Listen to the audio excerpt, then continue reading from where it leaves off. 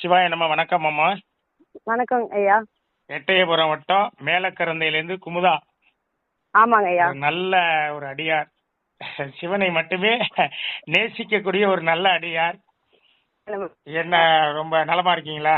நலமா இருக்கீங்க ஐயா. நலமா இருக்கீங்க ஐயா. நீங்க நல்லா இருக்கீங்களா ஐயா? நல்லா இருக்கம்மா. உங்களுடைய கேள்வி எல்லாம் ரொம்ப நாளா என்கிட்ட கேட்டுட்டே இருக்கீங்க. உலகம் எல்லாம் போய் சேரட்டும் மக்களுக்கு. சொல்லுங்க, இப்ப கேளுங்க. கண்டிப்பாங்க. அருமையான ஒரு கருத்து காலைல நீங்க பதிவிட்டு இருந்தீங்க. அதை பார்த்தோம், எனக்கே ஒரு அதிர்ச்சியா இருந்தது. கண்டிப்பாங்க ஐயா. அது எனக்கும் கேட்கணும்னு ஒரே ஆர்வம். அதனாலதான் ஃபர்ஸ்ட் உங்ககிட்ட, ஏன்னா அதை பத்தி கொஞ்சம் நல்லா தெரிஞ்சவங்க கிட்ட தானே கேட்க முடியும். கண்டிப்பா கண்டிப்பா. சைவ சமயத்துல நல்ல ஒரு தேர்ந்த ஆள் நீங்க. உங்ககிட்ட கேட்டா அதுக்கான பதில் கரெக்டா இருக்குங்கிறதுனாலதான் நான் உங்ககிட்ட கேக்குறேங்க ஐயா. கண்டிப்பா கண்டிப்பா. நன்றிம்மா, கேளுங்கம்மா. ஐயா, சிவாகர் தேசிகர் ஐயா இருக்கார்ல, அவர் ஒரு பதிவு போட்டிருக்காருங்க ஐயா. என்னன்னா, சிவனை விட ஒரு மடங்கு உயர்த்தி முருகன் அப்படின்னுட்டு. இது எந்த விதத்துலங்க ஐயா கரெக்ட்? இது எப்படி ஐயா எடுத்துக்கிறது? எனக்கு தெரிஞ்ச சைவம் என்னன்னா, சிவபெருமான் தான் ஆதியும் அந்தமும் இல்லாத ஒரு தெய்வம். சிவனை மட்டுமே நம்பி இருக்கிறோங்க ஐயா. இந்த பதிவை எந்த விதத்துலயும் ஏத்துக்க முடியாததா இருக்குங்க ஐயா. இத பத்தி என்னையா நீங்க சொல்றீங்க? கண்டிப்பா கண்டிப்பாமா. நல்லது ஒரு கேள்வி. ஜீரணிக்க முடியல யாராலையுமே. சைவ உலகம் கண்டிப்பா இது ஜீரணிக்க முடியாது. கண்டிப்பாங்க. யாரா இருந்தா நம்ம அதுதான் நம்ம என்ன சொல்றோம்னா, இப்ப கூட ஒரு பதிவு கொடுத்திருக்கேன். திருவாசக பத்தி ஒரு அன்பர் இலங்கை எழுந்து கேட்டிருந்தாரு, கொடுத்திருக்கேன். சரிங்கய்யா. பூரணமாம் சோதி கடல் அறியா ஆசான்கிறார் பெருமையாதன குரு முதல்வர் குருஞான சம்பந்தர். பூரணமாம் சோதி கடல் அறியா ஆசான்கிறார். அப்ப சிவபெருமான் திருவடியை முழுமையாக உணராதவனை நீ ஆசானாக ஏற்றுக்கொண்டால் இப்படிதான் நம்ம நிலையெல்லாம் வரும். இவர்கள் எல்லாம் சிவபெருமானை முழுமையாக என்ன அறியலன்னு அர்த்தம். கண்டிப்பாங்க. கேட்கிற கேள்விக்கு முதல் பதில் வச்சேன். சிவபெருமானை பத்தி முழுமையா தெரியல, அவ்வளவுதான். நீங்க திருமுறை கற்று உணர்ந்தவரா கூட உலகம் நினைச்சிட்டு இருக்கலாம், அது வேற. திருமுறை கற்று உணர்ந்தவனுடைய வாயால இதெல்லாம் வராது. இப்ப அதுதான் என்னோட கேள்வி. நீங்க கேக்குற கேள்வி, நீங்க யாரு நான் பேசுறேன் அப்புறமா பேசுனீங்கன்னா தான், ரெண்டு பேரும் பேசினா புரியாது. யாரு செய்தாலும் தவறுதான். முருகன் அருமையான கேள்வி உங்க மூலமா உலகத்துக்கு போட்டோம். அதாவது சிவபெருமான்கிட்ட உமாதேவி, உமாதேவி கிட்ட சிவபெருமான் என்ன சொல்றாருன்னா, வேதத்தையும் ஆகமத்தையும் உபதேசம் பண்றார். சரிங்கய்யா. அத ஒழுங்கா காது கொடுத்து கேட்கல, செவி கொடுத்து கேட்கல. யாரு? உமையவள். அதாவது பாராமுகமும் கேளாமுகமாக நிக்கிறான் உமையவள். பாராமுகம் கேளாமுகம்னா அதை கண்டிக்கு சிவபெருமானையும் பார்க்கல, அந்த சொல்ற சொற்களையும் அறச்சொற்களையும் காது கொடுத்து சரியா கேட்கல. இறைவனுக்கு கோபம் வருமா வராதா? கண்டிப்பாக. உடனே சாபம் விட்டுறாரு. நீ வளைஞர் குலத்தை பிறந்து மீனவ பெண்ணா நீ பிறக்கணும், வளைஞர் குலத்துக்கு சாபம் விட்டுறாரு இறைவன். அப்ப சாபம் விட்டாவே என்ன, உமையவள் இறந்து அப்புறம் அடுத்த பிறகு தானே? கண்டிப்பாங்க. உமையவளுக்கே இந்த நிலை. இத இந்த ஆகமமும் இந்த வேதம் தானே அம்மாவை இந்த மாதிரி பண்ணிடுச்சு அப்படின்ட்டு முருகன் என்ன பண்றான், இந்த வேத ஆகம சிவபெருமான் உபதேசத்தார் இல்லையா, அந்த ஓலைச்சியோட தூக்கி கடல்ல வீசுறான் முருகன். புரியுதா உங்களுக்கு வரலாறு? புரியுதுங்க. கடல்ல வீசணும்னா இறைவன் என்ன பண்றாரு, முருகனுக்கு ஒரு சாபம் வர்றாரு. பிறவி ஊமையா பிறப்படா அப்படிங்கிறார். அதுல என்ன ஒரு கொடுமை என்னன்னா, வேறு ஒருவனுக்கு உருத்திர சன்மர் என்ற பெயரில பிறவி ஊமையா முருகன் பிறக்கிறான். நல்லா பாத்துங்க. வேறு ஒருவனுக்கு மகனாக பிறக்க வைக்கிறார் சிவபெருமான். எதுக்கு? இந்த ஓலைச்சுவடி எவ்வளவு தண்டனை பாத்தீங்களா முருகனுக்கு? கண்டிப்பாங்கய்யா. பிறவி ஊமையா உருத்திர சன்மர் என்ற பெயரில் பிறவி ஊமையாக பிறக்கின்றான் முருகன். சரிங்கய்யா. பிறவி ஊமையாக பிறந்து எருக்கத்தம்புலியூர், திரு எருக்கத்தம்புலியூர் பாடல் பெற்ற தலம். அந்த தலத்து பெருமான் பேரே குமார கடவுள்னு பேரு. குமரன் வழிபட்டதுனால குமார கடவுள்னு பேருங்க. கருவறை சுவாமிக்கு பேரு அதான். பிறவி ஊமையா இருந்து பலகாலம் தவம் செய்து சிவபெருமானை அப்புறம் இறைவனுடைய திருவடி அடைகிறான் முருகன். இதுதான் அந்த தல வரலாறு. இன்னைக்கு ஓங்கி நிக்குது. திரு எருக்கத்தம்புலியூர் சுவாமி பேரு குமார கடவுள். அருமையான ஒரு கேள்வியை கேட்டீங்க. அருமையான முதல்ல உங்களுக்கு ஒரு நன்றி, வணக்கம்.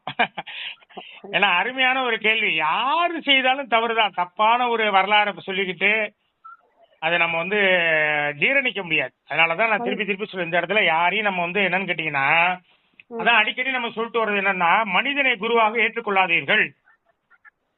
அப்படி ஏற்றுக்கொள்வதென்றால் பூரணமாம் சோதி கடலறிய ஆசான்னார். சிவபெருமான் திருவடியை முழுமையா உணர்ந்தவன்னு நீங்க ஒரு நம்பிக்கை இருக்கு அப்படின்னா அவனை நீங்க ஒரு குருவா ஏற்றுக்கொள்ளலாம். மனிதனை சிவபெருமானை பற்றி முழுமையாக உணராதவர்கள் தான் இப்படி எல்லாம் பேசிட்டு போவாங்க. அருமையான கேள்வி, நன்றி. அடுத்து எதுவும் கேள்வி இருக்குங்களா? கண்டிப்பா இருக்குங்க ஐயா. ஐயா, திருமுறைகளை நான் இன்னும் முழுமையா கற்றுக்கொள்ளலைங்க ஐயா. நான் படிச்ச வரைக்கும் சிவபெருமான் வந்து அழகான செம்மேனியன்யா. ஆனா இப்போ உள்ள மக்கள் வந்து அவரை நீல நிறமா மாத்திட்டாங்களே, இது என்னங்க ஐயா? உண்மையிலே அவர் நீல நிறம் தானா? நான் படிச்சதுதான் தப்பா என்னன்னு எனக்கு ஒன்றும் புரியலங்க ஐயா. அருமையான கேள்வி. அடுத்த கேள்வி, ஒரு கேள்வி, உங்களுடைய கேள்வி எல்லாம் ரொம்ப அற்புதமா இருக்கு. பொன்னை அடித்த நன்மேனி புகழில் திகழும் அழகனுங்கிறார் திருவாசகம். உயிர்பத்துல வருது. பொன்னை அடித்த நன்மேனி செம்மேனின்னு சொன்னீங்கல்ல. இப்ப ஆமாங்க, பொன்னை அடித்த நன்மேனி புகழில் திகழும் அழகன்கிறார் திருவாசகத்துல. பொன்னார் மேனியனே நிறைய இருக்கு. செம்மேனிக்கு செம்மேனியம்மான் நிறைய இருக்கு. அருமையான கருத்து. நீங்க படித்த கருத்துக்கள்லாம் எதுவுமே திருமுறை கூறுவது எல்லாம் அறம். ஆனா இந்த மனித பதர்கள் பாவிகள் சிவபெருமான் படத்தை உடம்பு ஃபுல்லா நீளமா போட்டு வரைஞ்சிருக்கான். கண்ட வரிதான் உலகத்தை காக்கும் பொருட்டுதான் உமையானவள் அங்க கண்டத்துல கை வச்சா. ஏன்னா கழுத்துக்கு கீழே தான் 14 சிவபெருமானுக்கு 14 உலகம் கழுத்துக்கு கீழே இருக்கு இறைவன்ட்ட. ஞாபகம் வச்சுங்க. அந்த கழுத்துக்கு கீழே அந்த விஷம் போயிடுச்சுன்னா உலகம் அழிஞ்சிரும். உலகத்தை காக்கும் பொருட்டு உமையவள் அங்க கையை வைத்ததுங்கனாலதான் ஆண்களுக்கு பாத்தீங்கன்னா அந்த கண்டை வந்து பெருசா இருக்கும். பெண்களுக்கு தெரியாது இருக்கிறது. அதெல்லாம் பாத்திருப்பீங்க, நடைமுறையிலே நம்ம பாக்கலாம். அதனால சிவபெருமானுக்கு கழுத்து வரையும் நீளமா போட்டு நீலகண்டம் அப்படின்னு சொல்லலாம். ஏன்னா ஆழகால விஷயத்தை அறிந்தியதால. இதெல்லாம் அவலமான படங்களை சித்தரிக்கிறதுனாலதான் இன்னைக்கு ரொம்ப மோசமா வந்து எதெல்லாம் வந்து நம்ம ஏற்றுக்கொள்ற காரணம் என்னன்னா, இந்த உலகத்துல யாருக்குமே சமயத்தை பத்தி தெரியல. இப்படி ஒரு படம் வெளியே வருது, இதை கேட்கறதுக்கு நாதி இல்ல. இதனால என்ன ஆகுதுன்னு கேட்டீங்கன்னா, எல்லாமே நமக்கு வந்து நம்ம வரலாறு எல்லாமே மறைக்கப்படுது. மனிதர்கள் வகுத்ததெல்லாம் வெளியில வந்துகிட்டே இருக்கு. ஞானிகள் சொன்னதெல்லாம் நமக்கு தெரியாம போயிட்டு இருக்குங்க. நன்றி. அருமையான கேள்வி. 2 கேள்வியும் அற்புதமான கேள்விமா. வேற எதுமா கேள்வி? இல்லைங்க ஐயா, இப்ப இன்னும் நிறைய சைவத்தை பத்தி நிறைய கேள்வி கேட்கணும்னு இருக்குங்க ஐயா. இன்னும் நிறைய உங்களுக்கு நான் ஒரு பதில சொல்றேன். அருமையா அந்த முருகனுக்கு நீங்க சொன்னீங்க, கேட்டீங்களா? அந்த கேள்விக்கு முக்கியமான பதில் சேர்ந்த அறியா கையானேன்னு நம்ம மணிவாசக பெருமான் சொல்லிட்டார். அது ஒண்ணு போறாத நமக்கு ஒரே ஒரு சான்று. சிவபெருமானுடைய 2 திருக்கரங்களும் சேராதுன்ட்டார். சேர்ந்தாதான் அவர் யாரையாவது வணங்குவார்னு ஆகும். கண்டிப்பாங்க ஐயா, கண்டிப்பாங்க ஐயா. அவர் யாரையும் வணங்க மாட்டார், வணங்கல. அவரை தான் அந்த உலகமே தொழுது. அதனாலதான் அத வந்து நம்ம திருமலர் சொல்லும் போது, என்னால் தொழப்படும் எம் இறை மற்ற அவன் தன்னால் தொழப்படுவார் இல்லை தானேங்கிறார். நான் தொழக்கூடிய தலைவனான சிவபெருமானால் தொழப்படுபவர் இந்த உலகத்துல யாரும் இல்லைன்ட்ட. இப்படியெல்லாம் நம்ம திருமுறை சான்று வந்து எவ்வளவு அழகா ஞானி சிவஞானிகள் அழகா சொல்லியிருக்கிறாங்க. இதையெல்லாம் நம்ம மறந்தோம். திருமுறைகளை மறந்து இந்த மாதிரி மனிதர்களுடைய போர்வைகள், காவி போர்வை, பொதுவா நான் காவியில வெள்ளை வெட்டி கட்டிட்டு சொல்ற ஆளுகளும் இருக்காங்க. இந்த மாதிரி எல்லாம் மனிதர்கள் பேச்சை பதர்கள்லாம் முழுமையா சிவபெருமான் திருவடியை உணரல. முன்னாடியே முதல்ல எடுத்தோன்னு சொன்னோம் இல்லையா? ஓம் என்ற பிரணவத்துக்கு சிவபெருமான் வந்து முருகன்ட்ட உபதேசம் கேட்டதாக திருமுறையும் சைவ சித்தாந்தத்திலும் இடமே இல்லை. புரியுதுங்களா? ஓம் என்ற பிரணவத்தை சிவபெருமான் முருகனிடம் உபதேசம் பெற்றதாக திருமுறையில் சான்று இல்லை, சைவ சித்தாந்தத்திலும் சான்று இல்லை. அப்ப இது எப்படி வந்தது? அதே போல தமிழ் கடவுள் முருகன்ங்கிறதும் சான்று கிடையாது. தமிழ் கடவுள் என்ன நமக்கு சான்று? திருமுறை சைவ சித்தாந்தம் என்ன சொல்லுதுன்னா சிவபெருமான் தான் தமிழ் கடவுள். கண்டிப்பாக தலைவர் வந்து திருநாவுக்கரசு பெருமான். அதாவது தமிழுக்கு உரிய ஒரு கடவுள் யாருன்னு சொன்னா பரம்பொருள் சிவபெருமான்.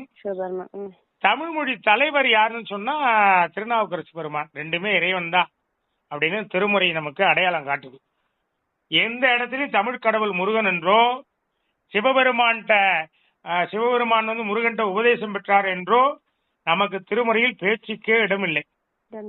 இதெல்லாம் வரலாறு உருட்டு. புரியுதா உங்களுக்கு? புரியுதுங்கய்யா. வரலாற்று உருட்டு திரிவுகள் இருக்கலாம். என்ன பண்றது? நம்ம இப்படி எல்லாம் இதெல்லாம் நம்ம கேட்டுட்டு இதெல்லாம் வாழணும்னு இருக்கிற நம்ம செய்த பாவம். நம்ம சிவ நிந்தை பண்ணிருக்கோம் முற்பிறவில. நம்ம எல்லாம் சிவபெருமானுக்கு நிந்தையாளரா நாம இருந்திருக்கோம் முற்பிறவில. அந்த சிவபெருமானுக்கு செய்த துரோகம் தான் இதெல்லாம் நம்ம காது கொடுத்து கேட்டுட்டு இந்த பிறவில நம்ம பயணிக்க வச்சிருக்காரு. சரிமாங்கய்யா. ஏன்னா இதெல்லாம் வந்து காதுல கேட்கவே முடியாத விஷயமா தான் இருக்கு. இதெல்லாம் ஜீரணிக்கவே முடியாத ஒரு விஷயமா தான் இருந்தது. கண்டிப்பாக அந்த ஜீரணிக்க முடியலன்னு சொல்றதுக்கு தான் உங்களுக்கு நான் பதில் சொன்னேன். நம்ம போன பிறவில சிவநிந்தை பண்ணிருக்கோம் சமணர்கள் மாதிரி. அதனாலதான் நமக்கு இந்த தண்டனை இறைவன் கொடுத்திருக்கிறாரு. இந்த பிறவில கதறோம் இறைவா அப்படின்னு கதறோம். ஏன்னா நம்ம செய்த வினைதான் நமக்கு இறைவன் கொடுத்த தண்டனை இது. கண்டிப்பாங்கய்யா. இதை உணர்ந்து நம்ம முழுமையாக நம்ம சிவத்துக்கு ஆட்படுவோம் என்று சொல்லி விடைபெறுகிறேன். நன்றி, வணக்கமா. சிவாய நம. நன்றிங்கய்யா.